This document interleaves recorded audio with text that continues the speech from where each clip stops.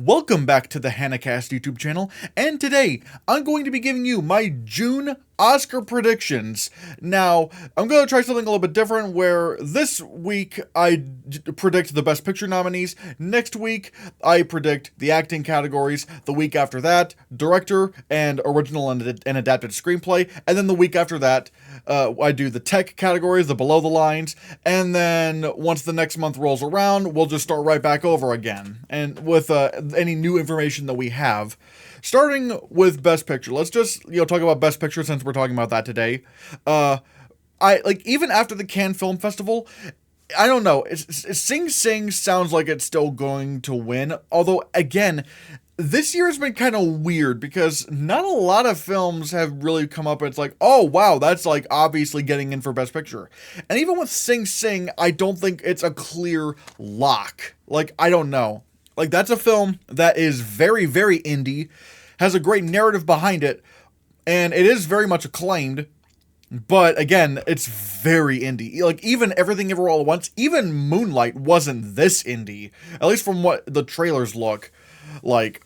But I'm still going off of the assumption that this can win adapted screenplay because it's not original screenplay. I see people on the Awards Expert app calling it an original screenplay, putting it in original. It's not original, people. It's adapted. But still, and also people are saying that this could win SAG Ensemble, which would be which would be a pretty big achievement considering the only person who has any name recognition is Coleman Domingo, and even then, people are only kind of now starting to figure out who this guy is. So it is tough. But Blitz, now you're probably wondering why I have Blitz so high up in the list. That's because if I'm thinking of a film that could do well at the Golden Globes and do well at BAFTA, it would be Blitz. This could probably be a film that has really good production value. Big sets. It's a World War II movie. I think it's World War II. It's directed by a previous Best Director nominee with Steve McQueen. So this I feel like that could be a film that could threaten Sing Sing. If I'm looking into what could do well at the Golden Globes and the BAFTAs would especially go for a film like that. So right now I do think Steve McQueen is my prediction for Best Director, the winner, and that is a big claim to make. But it's I don't really have anything else. I don't really know, but still, yeah. And then I'm putting Anora in at number 3 because let's say it does win. Let's say it can win original screenplay. There's a chance that it might win original screenplay. But again, it is weird because Anora, it still doesn't feel like a lock. Granted, Parasite, Triangle of Sadness, and Anatomy of a Fall all won the Palme d'Or at Cannes. But Anora is just really interesting because it's not that, it doesn't seem like a kind of Oscar-y kind of film. But I don't know. I'm gonna try to take people's word for it, but I don't know. It's kind of strange because its nomination ceiling is also not very high. It's not very high because he could get picture, original screenplay, director, maybe lead actress. But that's 4 nominations. It would have to do very well to get those 4 nominations above the line. And I don't even know if it gets, lead actress. So we're kind of looking at literally just the Triangle of Sadness 3. Director, screenplay, picture. That's a bold move. But again, it's kind of the best I got right now. Because it's also the only one I have that is winning original screenplay. The one that I'm out of all of these, the one I'm most confident in with a nomination is easily Dune Part 2. Dune Part 2 is going to get Best Picture nominated. It is going to win a bunch of Oscars. A lot of people are saying that Denis Villeneuve's going to win Best Director. I would slow your horses down there because, look, Dune Part 1 didn't even get nominated for Best Director. And the Oscars, or at least, the director's branch of the Oscars, have shown that they're not really a big fan of big spectacle directors anymore. At least if they're not in serious contention to win. Again, Inception got snubbed for directing. The Martian, that got snubbed for directing. You also have Avatar: The Way of Water. You have All Quiet on the Western Front. You have Barbie. Again, it's not like obviously it's like way with spectacle, but it's still big blockbuster kind of film, like big broadly appealing film that has big production value and all that stuff. And there's probably more that I'm not remembering, but it's like I don't think he's winning. And I still have Joker Folie à Deux at number 5. Even after Cannes, it just feels like, again, it's so strange because Joker Folie à Deux could definitely just not really hit with people and just be like kind of lame. But right now, again, I don't know what the other alternatives could be. And as of right now, Joker still has a high, nomination ceiling. Okay, Joaquin Phoenix isn't going to win Best Actor anymore, but Lady Gaga could win Best Actress, which, again, it just seems very, which is funny because it does seem very coincidental that, the sequel would win another acting Oscar. It's just strange. Joker 2 is in such a strange predicament, but again, even when looking at the trailer, how do you not nominate it for cinematography? How do you not nominate it for costume design, production design? It's going to be a musical, so sound's got to come along with it. So it's there's just so much that is writing on this movie, but at the same time, it could be Babylon. It could be nothing. But as of right now, it could fall off, but I kind of have it at number 5.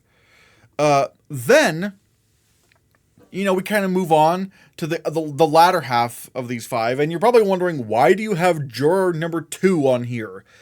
It's this is supposedly Clint Eastwood's last film, and also, this sounds like a film that could be somewhat broadly appealing, in a way, because it's not based on a true story, which, even though it's kind of American Sniper was based off of a true story.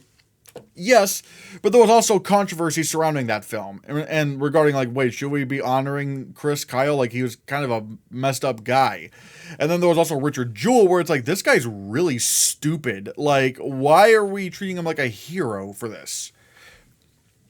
So it is fascinating, but juror number 2, again, the plot sounds very broadly appealing.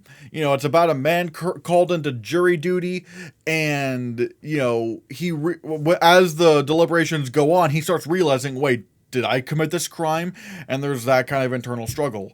That, along with some of its cast, all right, Nicholas Hoult, that's not really, an Oscar player that you would think of. But then you also have Toni Collette. All right, that's interesting. J.K. Simmons. I mean, wow, you could, and he's playing the judge. And so, if this film is, good enough, then, it can get nominated. As long as it's just, generally agreeable, people seem to like this movie quite a bit, then it could just get in, especially since this year is just not really looking all that strong. But then again, we're in June, so who knows what's going to happen. And then this is a new edition, The Seed of the Sacred Fig. Now, apparently, from what I've heard, this is a very much acclaimed film, and also a lot of people are saying that this is a very important movie because the subject of this movie it revolves around Iran, and apparently they do not like this movie, and they are actively they have an arrest warrant out for the director.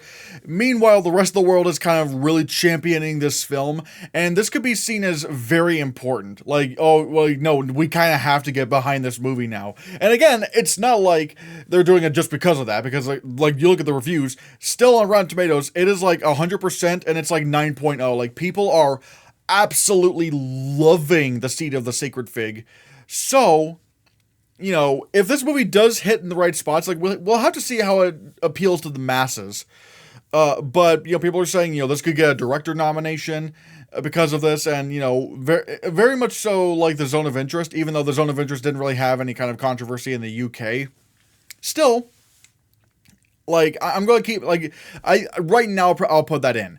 Number 8, I'm going to keep in Here because Here is it's literally just Eric Roth. That's the reason why I have the movie in. Like, Robert Zemeckis is not on a hot streak right now. It really is. He really is not. But again, you have Eric Roth writing the screenplay, and every movie in recent years that he's written the screenplay for got nominated for Best Picture. So it's kind of hard to go against Here right now, especially because again, you just have like that, and plus there's a pretty good nomination ceiling you could give it, like obviously picture, adapted screenplay because I think it's adapted, maybe some acting potential as well, visual effects probably considering they're talking about de-aging the actors, so I might put my bets on that right now. Emilia Perez. This is another film where it's like, wait, you have 2 international films in this? And I say yes, because people are saying that this could win Best International Feature at the Oscars. And, I mean, as we've seen, like, the Academy is growing more and more international, diverse, and, and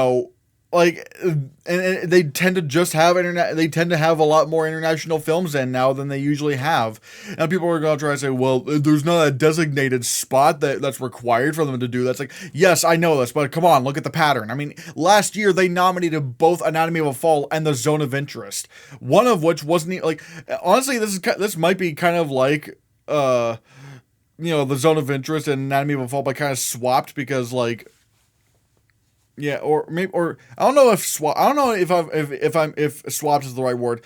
I don't know, but it's like basically like if Emilia Perez is winning international film, it's in contention to be nominated for Best Picture at this point. Especially like if it can get like screenplay, some acting nominations, and we'll have to see what others there are. Like apparently it also is a musical, so we'll have to see what the production value is like, but.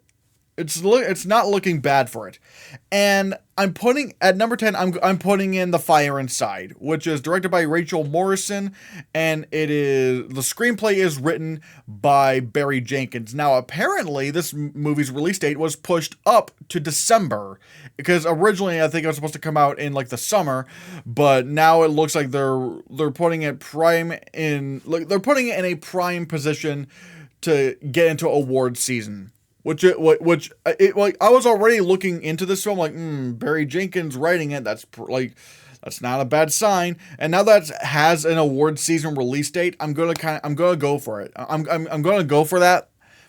Because again, it's like Barry Jenkins just does not write bad screenplays, and granted, it is a sports movie, which is a bit of a risk. But then again, as long as it makes you feel good, like let's say it's like King Richard or Ford v Ferrari, if it's a movie that can make you feel good, I think that's the key. If The Fire Inside is a movie, it's a very inspirational kind of film, then I think it can get in.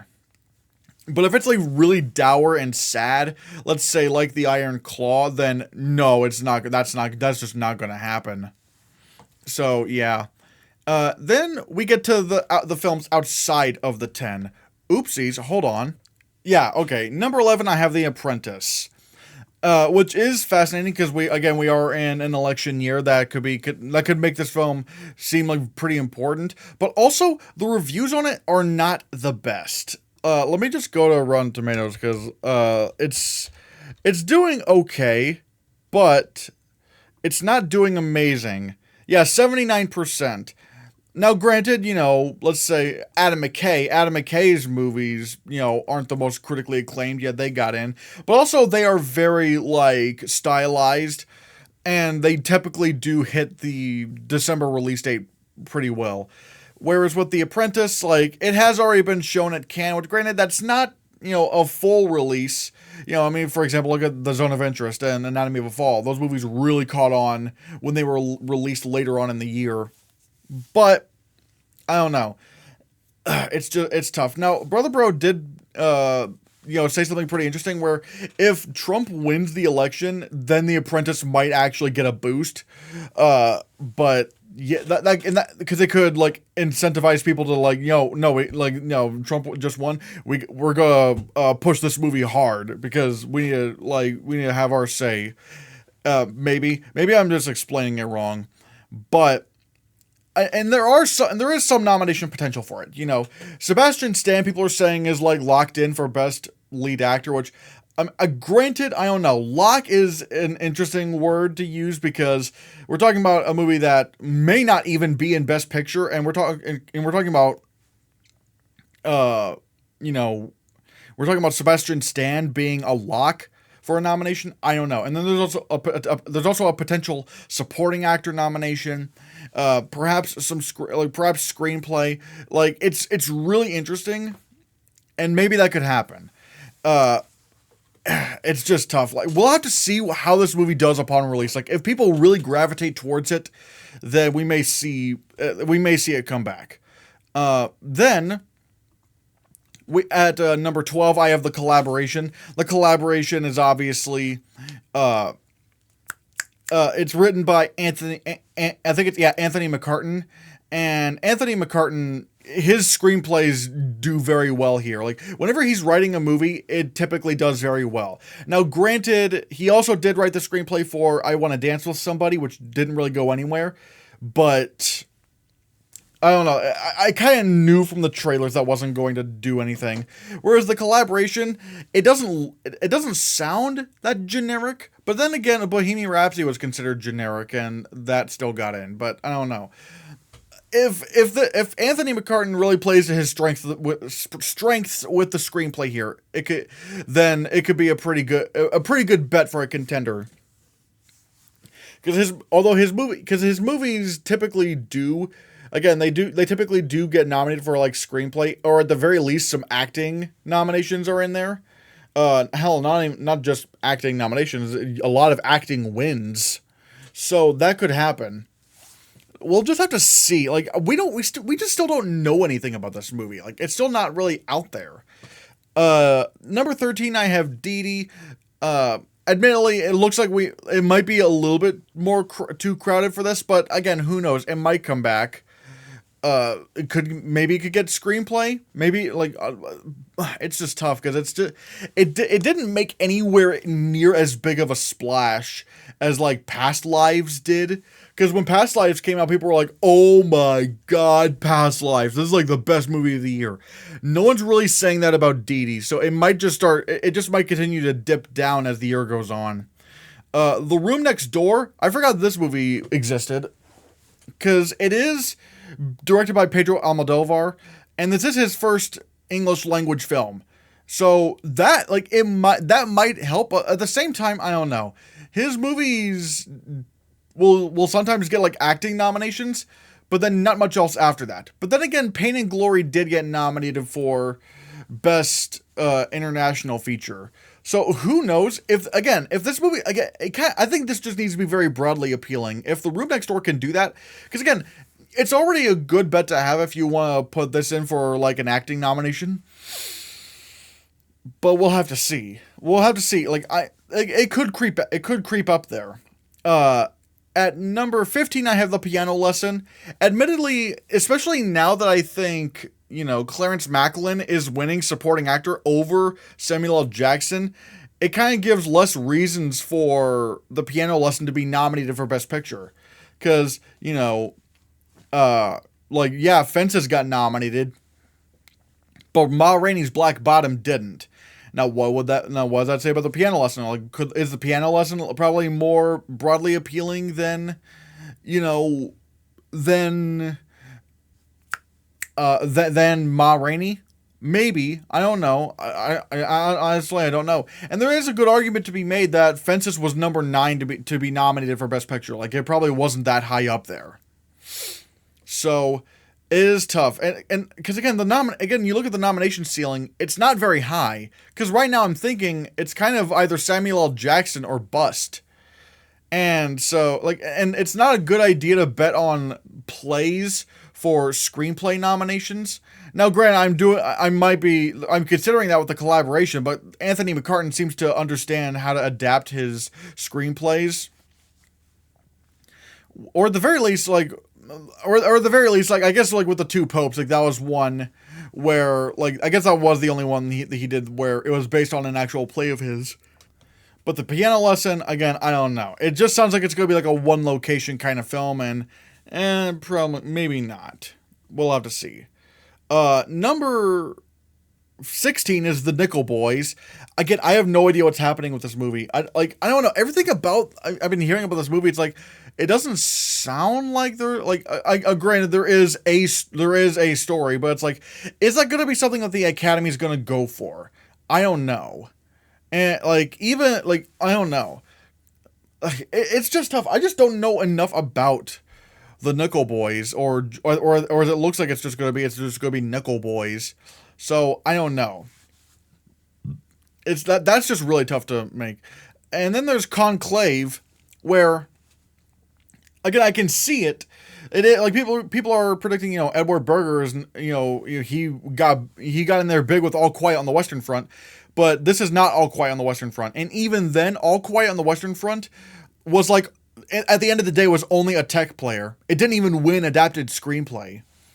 And we're talking about a film that is talking about like, talking about, this big secret within the Catholic Church and these priests. No, these cardinals. It's like, I don't know, like something like, and the word thriller was kind of being thrown around. It's like, is this really going to do it? I don't know. This doesn't really sound like a movie that's going to get into Best Picture. I don't know. You have Queer, which is directed by Luca Guadagnino. Again, I don't know.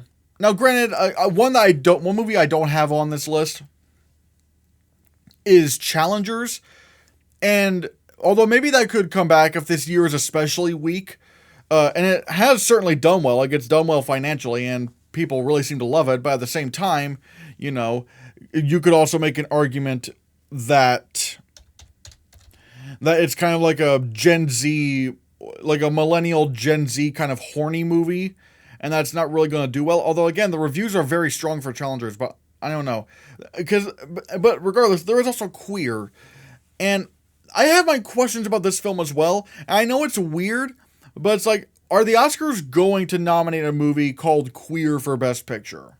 Like, right there, it's like I don't know. I'm not sure if they're going to do. Now, granted, this might be a stupid reason, but I don't know. And I don't know. Like, it's just tough. Like, it really is tough. And plus, I just don't know a lot about this movie, and it just seems like a big mystery to me.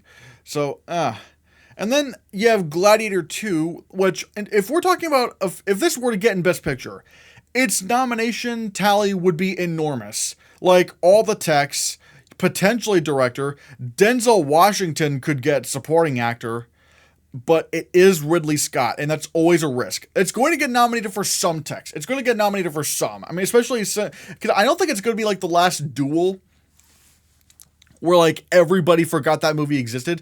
This is a sequel to a Best Picture winner. It's going to be like there somewhere. Now, where it's going to be is going to be interesting. So yeah,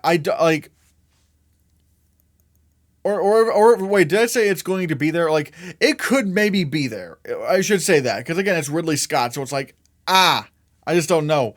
Again, it's either like in Best Picture and getting a shit ton of nominations, or it's not in Best Picture and maybe gets like 1 or 2 nominations. So I don't know. Then we have His Three Daughters, which again is a very like people are really loving the film. Has some acting potential, especially for Natasha Lyonne. It looks like His Three Daughters has like 100% Rotten Tomatoes and 8.40 rating, so it's really well liked. But again, I just don't know. I guess I just don't know anything about this movie. It's just kind of a mystery right there. So I don't know. And then we get to our last 5. We have The Outrun. I've heard some really good things about it. Saoirse, but the problem is, I think you would need Saoirse Ronan to come along with it, and she's already in Blitz, so I don't know if that's going to happen. Wicked, admittedly, it is a part 1. It's a part 1, so that's always like a red flag. But again, oh God, but it is coming out later in the year, and it does have a big nomination ceiling if it were to be in Best Picture. And John M. Chu is a very reliable director now, but again, it's just like the part one thing. It's kind of killing me there. The End, I think more people are kind of dropping this from their lists. I kind of thought like, yeah, this is probably not gonna be a thing. Cause like, I don't know, something about this just seems a little bit too ambiguous to me.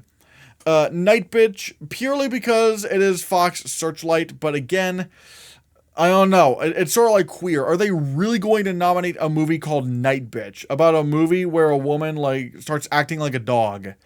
I don't know. I just don't know about that. I don't know. And then Madam Web, obviously, we know it's going to win Best Picture, so yeah, Madam Web's sweep. And guys, those are my Best Picture Oscar predictions for June. Like I said, next week I'm going to be talking about the acting nominations. And now I want to pass the question off to you. What are your June Best Picture Oscar predictions? Let me know in the comments below what you think. And consider hitting that subscribe button. Because if you don't, movies.